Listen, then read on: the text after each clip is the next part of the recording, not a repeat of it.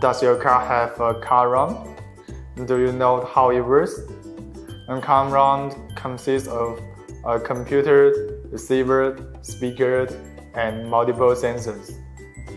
When the sensor picks up a potentially dangerous signal, it sends the signal to a computer, which then reverses it through a speaker or other ways. Also, different behaviors can be distinguished based on different types of sensors. The dog sensor is one of the most common sensors.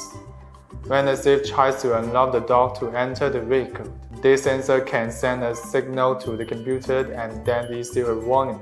But this does not prevent the thief from breaking your dog window. However, the shock sensor can. It also sends a signal to the processor if the car is hit hard. In addition, the microphone sensor can determine whether the thief has a cue through the ambient sound. And the tilt sensor can determine if someone is towing your vehicle. Proximity sensors can detect objects near the vehicle. We also sell various car alarms.